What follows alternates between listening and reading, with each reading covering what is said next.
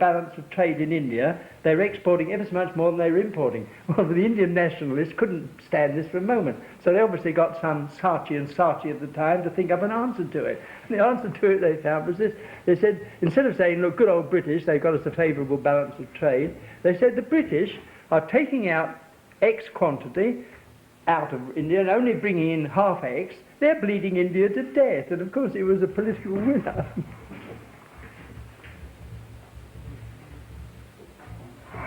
If there are no more questions, we'll have discussion. Any more questions? Yeah, well, no, it's not quite a question. I was just wondering whether Comrade Hardy's got any sort of idea or statistical evidence.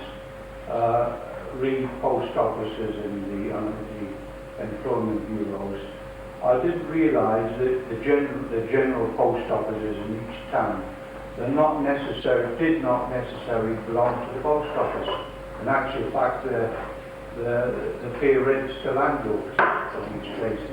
Well, the post office always had three systems. There have been head postmasters.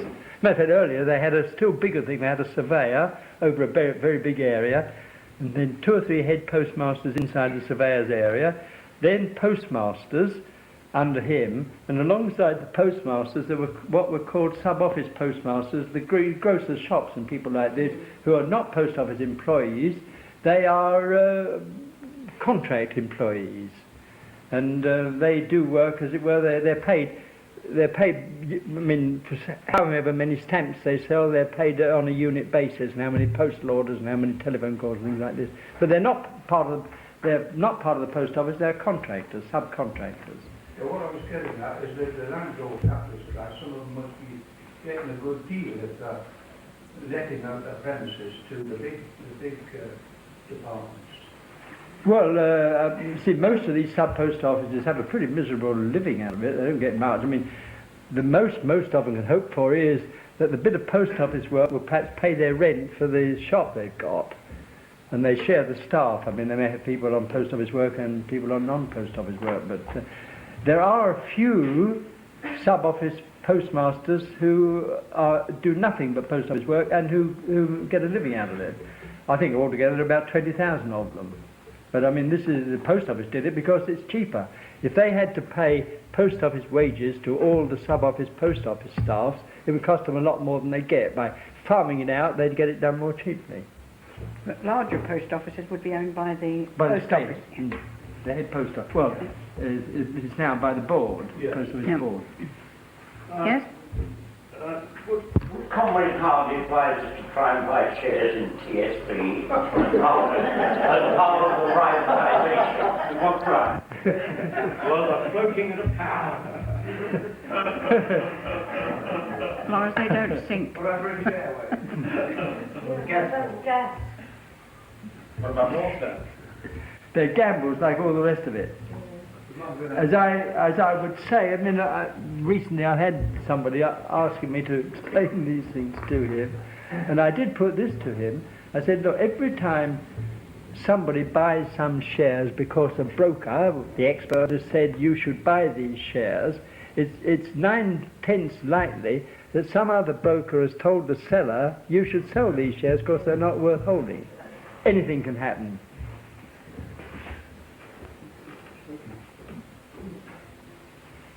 Next.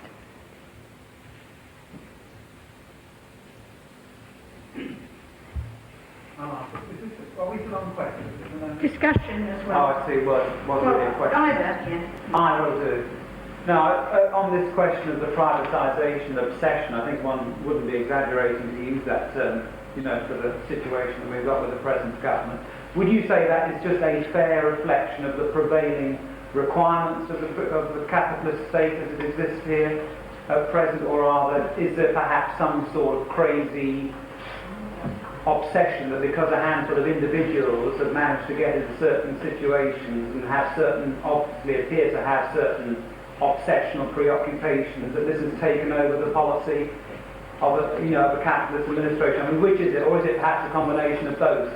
I said, well, it was a combination of both. You see, I've said Mrs. Thatcher is a 19th century Adam Smith liberal, and she therefore is in favour of competition. there are some other Tories, of course, with whom it's become an obsession. I mentioned when the President Winston Churchill wrote a letter at the time saying Tories are opposed to nationalisation because it's socialism, it's become an obsession with him. But I would say that as far as Thatcher herself and her immediate advisers are concerned, it is this problem of monopoly and competition.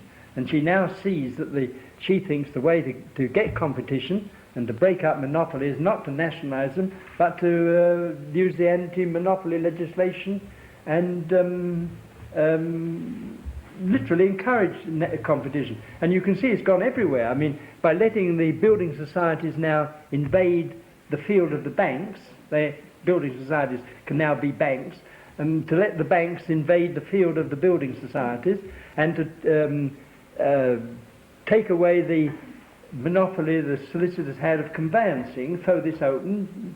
The Thatcher government is trying to encourage competition all over the place and in various other ways, and in deregistering the buses. See, the buses are now being taken out of the hands of local authorities and being open to competition.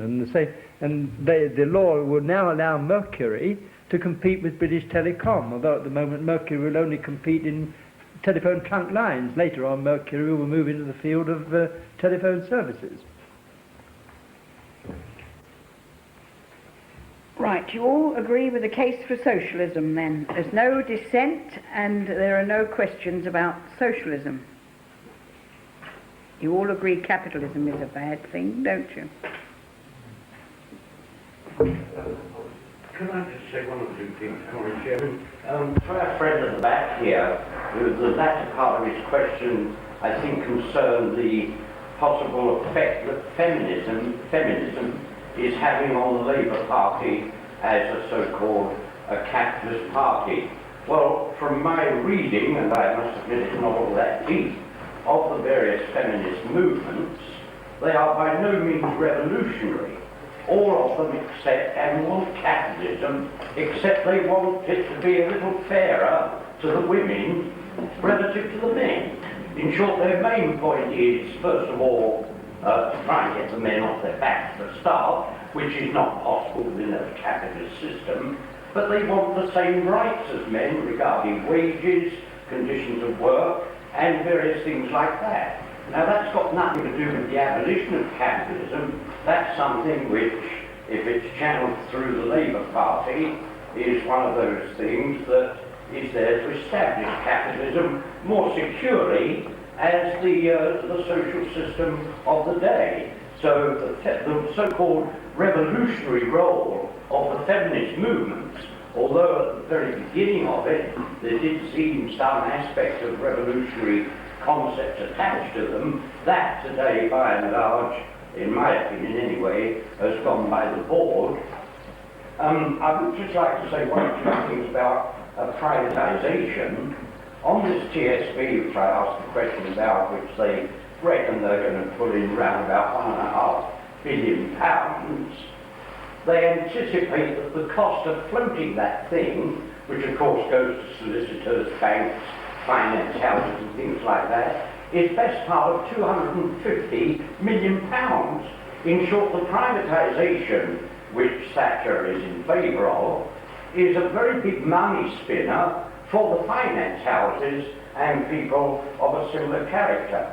Now, is the question of privatisation trying to make shares attractive and popular to the man in the street? And obviously this did have an effect when the British Telecom shares were floated, particularly those who bought them and then within a couple of months flogged the things and made quite a few pounds, incidentally, enough to pay for their summer holiday, and those who've still got them next year, they're going to get a £10 voucher. Is this an extension of home ownership, which has been flogged by the Conservative Party to the point, I think, the other day, Mrs. Thatcher, didn't she go to the millionth council house that had been sold, and they gave the chap a golden key kind of thing. But the number of council houses have been flogged off, and the benefits that the owner will get from it, namely a fantastic reduction in the market price. I think this is linked with the so-called popularity of the share movement, to give the workers some sort of stake in society. And obviously, if you start owning a house, you're against squatters for a start, because he might come into your house. You're against anything which might upset the general equilibrium and peace of society. And again, if you've got an odd share in British Telecom or TSB, might have a few in gas, you might win a British Airways, all this kind of thing more or less lines up your pattern of thought along the lines, well, we don't want to rock the boat. We're all in it together now, and if we pull our way, put in our fair day's work kind of thing, eventually we shall get out of it. I think this is all part and parcel of a deliberate policy of the Conservative Party, not to spread the wealth, because quite frankly it doesn't do that anyway, but to give people this idea that with a stake in society, they will much more be inclined to go along with the way in which capitalism runs and do their best to make sure nothing upsets it. Well, no, the ad just one thing was in addition. I think it would be a vote catcher against the Labour Party, particularly. Yes?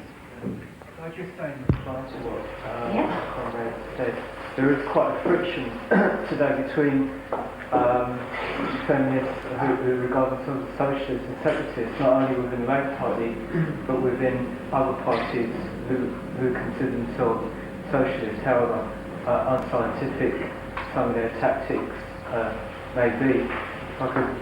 So there is, and also there is a magazine on sale which can be bought in the high street called Spare Rib, which has set itself out as a magazine for women's liberation. So I would say what the picture that our comrade gave us was not really a complete one. Well, but the only thing about this, you see, if you say they regard themselves as socialists, what does this mean? You see, a lot of the Labourites who are now going to be committed to this new social ownership idea of nationalisation, if you would ask them point blank, is this socialism? They say, yes, we're socialists. But what does it mean? I mean, the only thing that is relevant to us is, are they really aiming at the only solution? It's not what you call it, but there is no solution to society's problems except to abolish buying and selling, to reduce it to its simplest form. Are they in favour of the abolition of buying and selling? If not, what does their claim to be socialist mean? What I'm saying is that for a lot of, certainly of people of my generation, there is Labour is an alternative to the Conservative Party because it is just like the second element of capitalism. And I think that there is has been a resurgence of yes, Marxist ideas, not only within educational establishments but outside. But because here again, what do they mean by Marxist ideas? What do they mean bogus Marxism? I mean, 9/10 of these people who call themselves Marxists know Marxism at all. It's just a term for them. I mean, it's a sort of rallying ground. For the Tories, it's just something they can attack. But what does it mean? Do these people, for example, vote against the capitalist parties? The Labour Party, the Tory Party, the Social Democratic Alliance. If they're socialists, they don't vote for anything. Socialists in no circumstances whatever ever put agents of capitalism into power. They don't do it. So when you say they call themselves socialists, and these others call themselves Marxists, who are they? Well, what do they do at elections? Communist Party? Are these some of the people? Communist Party who during the Second World War, by invitation, spoke on Tory Party platforms, trying to get Tory candidates elected at by-elections. Socialist, Marxist? Of course not. It's just bogus. Can I just say to our friend here, if these women were true feminists and they wanted equality with men, they'd be in the Socialist Party of Great Britain because it's the only party where men and women are equal. Yes? Well, you better put it more brutally. The feminists, these women who have these ideas, are only looking at the scene and think this is the best way for us to get a bigger share of the cake.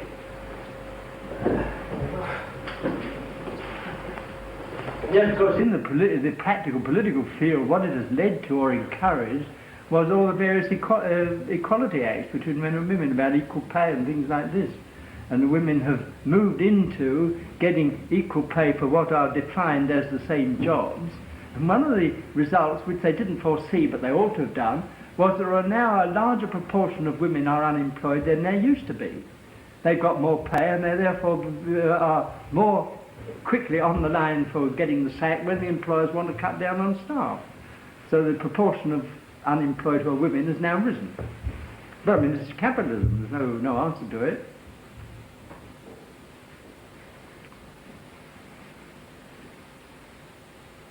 Anyone else? Yes? Yes, it's with the nationalisation, I mean, from a worker's point of view, the buying of these companies or the selling of these companies, really, his money's not involved in it at all, is it? But it gives him a spirit that he is a part of that concern for some unknown reason. But this is the same as our friend was saying there. If you do the opposite and let him buy a few shares, he's going to be very interested, even though he's only probably got 50 shares, to think, oh, this is my company, or even if he works in it. So really, it is a subtle way of capitalism operating, really, isn't it? So of course it cuts both ways, you see, as you yourself recognise. When they nationalised these things, they said, I mean, Labour Party was full of it, you now own, this is your company. This is your mines, these are your railways, this is your Bank of England. There was a joke at the time with the Bank of England. Some journalist asked the Bank of England when they were nationalised what difference it made, and he said, well, it's difficult to find something, but I think they've changed the red tape to green or something like this, and that's all it did mean. But you see, the Labourites say the nationalised industries belong to you, therefore you should be loyal to them and not strike.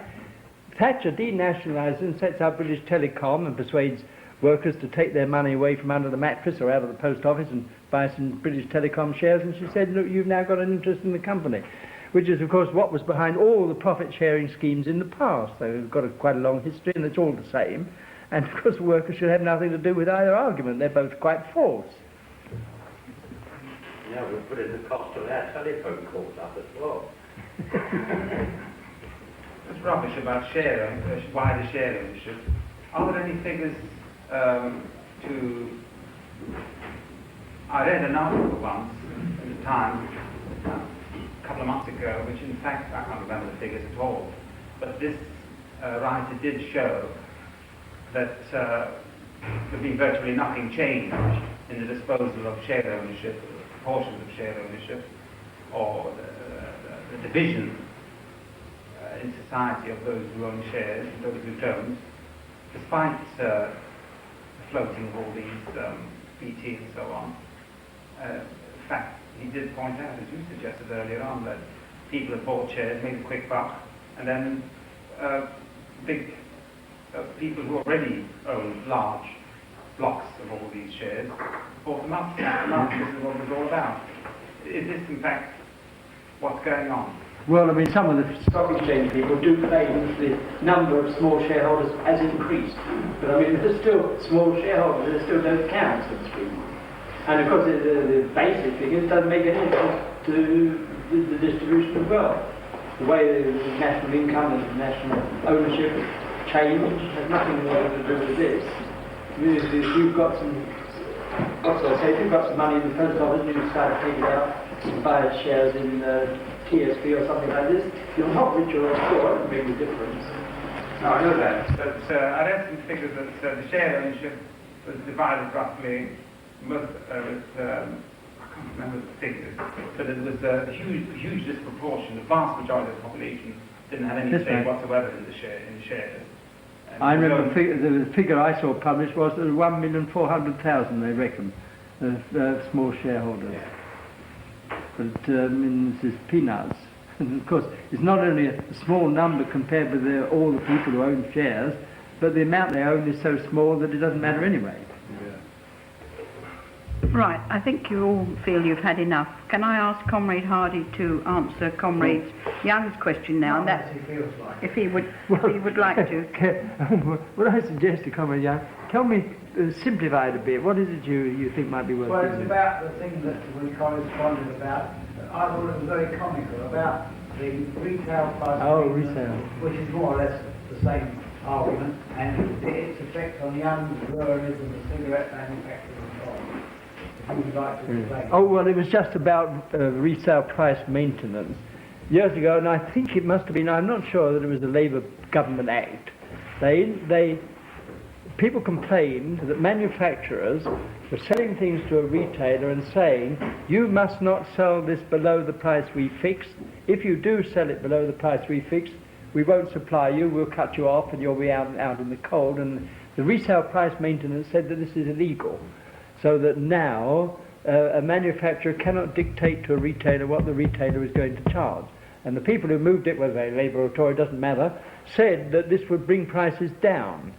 Well, I've followed the correspondence and statements made about Young's Brewery in Wandsworth. They have a number of public houses. Some of them are occupied by managers, and the others are tenants. Well, the Resale Price Act does not affect the tenants. According to the theory, therefore, since Young's cannot tell their tenants what they can charge, that the price would come down, and Young's complain that it hasn't. The tenants say, we'd rather sell a small quantity of beer at a very high price than sell a lot of beer at a low price. So Young's now have to put a notice in the press telling the people who go into their pubs, look, the price you're paying in the tenanted pubs is ever so much higher than the price you can get in our managed pubs. Because it's worked the opposite way. The managed pubs, where they do dictate the price, it's that those prices are lower and the tenanted prices were high. And of course the interesting thing is, this is what happens with lots of legislation. The theories come along and tell them what would happen, and what has happened has been precisely the reverse. It's gone the other way around. I was reminded, just in case I said something, I'm told that I possibly might have given the date of the Education Act as 1970. If I did, it's 1870. Right. Comrades, I'd like to thank you for a collection of £24.75. Comrade Hardy, dealing with trade and capitalism's wars, the socialist alternative. Well, Mr. Chairman and comrades, before I get down to the subject in detail, it may help to get things in proper perspective if I briefly refer to a few background factors. The first one, which is most important, capitalism is not just a collection of manufacturers and traders selling commodities for profit. It is first and foremost a collection of 160 independent states, sovereign states as they call them, each with its armed forces to protect the privileged class against its own working class and against other states. Secondly, not all conflicts result in war. Sometimes a powerful country will be able to exact terms from some weaker one merely by the threat of war without actually going to war. Thirdly, and this is very much overlooked, there are usually divided interests inside the capitalist class in each country. One of them, for example, I shall refer to later, is the conflicting interest between the export capitalists, the people who make profits by exporting commodities, and the import capitalists who are working in the opposite direction. Each of them, of course, trying to influence the government to swing government policy in their direction. Fourthly, trade conflicts are not only about markets, that is exports, they are equally about imports and how countries succeed in getting them. Lastly, on these introductory points, while sometimes all the capitalists are in favour of a particular war that their government is going to engage in, it can also happen that they are deeply divided, and occasions have even happened when the capitalists are almost unitedly opposed to the war that their government is going to commit them to. I now come to a seeming paradox about wars. I suppose everybody will agree that nearly all the people in all the 160 countries in the world, if they were asked, would say that they want peace, not war. Yet when their governments go to war, most of these people will be found supporting their government. Now, the question is, how does this come about? I have read a statement that says, and I quote, "It is people's fear and hatred that makes war possible." Well, of course, they've got the cart before the horse.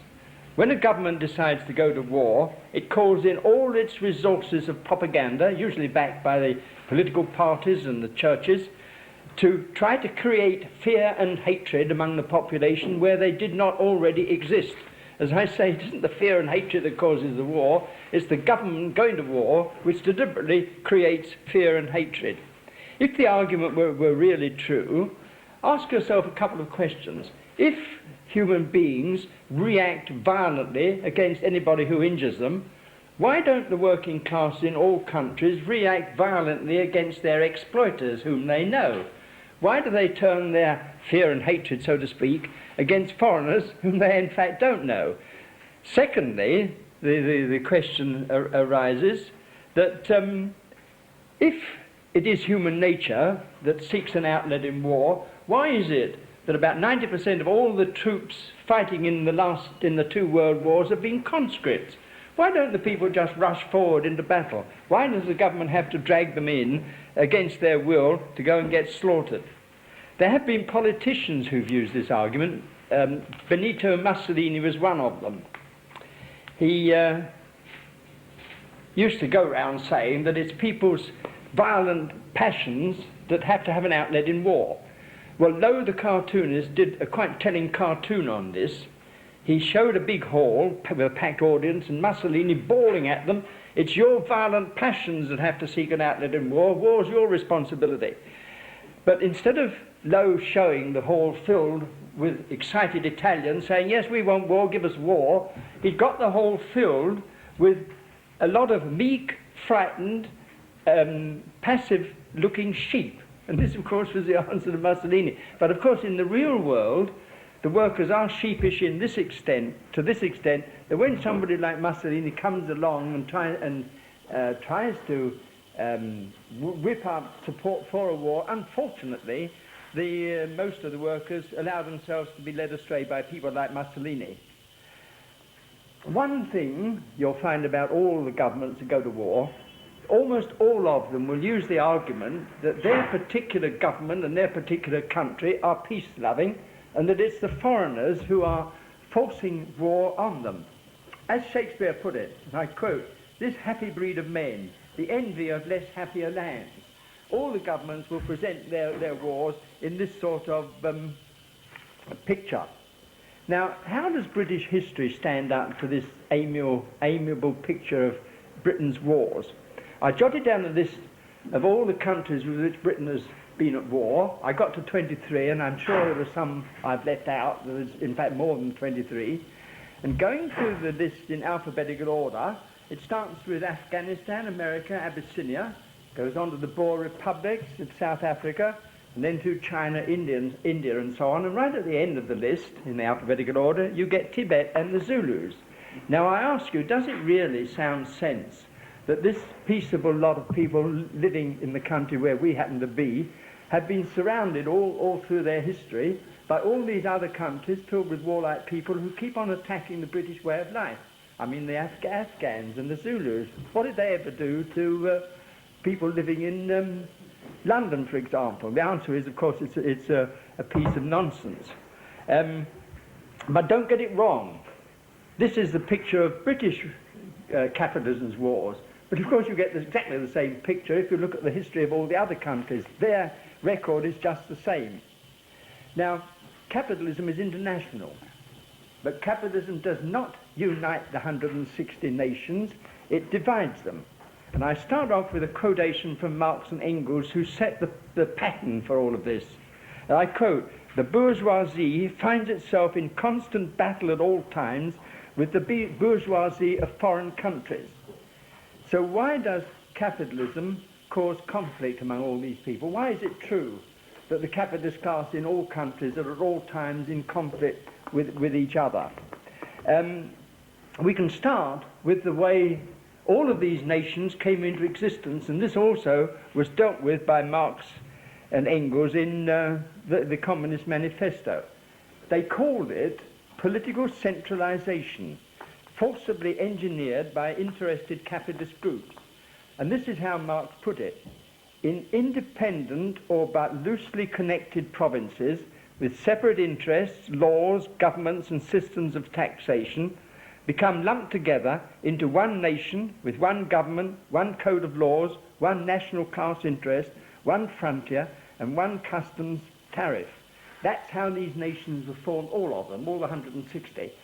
But this inevitably brings, as they're forming one of these nations, it inevitably brings them into conflict with their neighbours, because each of these groups trying to set up a nation, try to bring within their frontier a sufficiently large population, sufficient means to produce food and other things that they'll want for their industry, and also all of them trying to get an easily defended frontier, which of course all their neighbours are trying to do the same and come into conflict with them. There is always conflict about this, and very frequently wars. Look at the history, for example, in the 19th century, the wars that Italy was involved in the unification of Italy, or when Prussia unified Germany. They also had a series of wars with other people, with Denmark and Austria and so on, to set it up. Or look, in our own day, at India. Look at the formation of India, Pakistan and Bangladesh.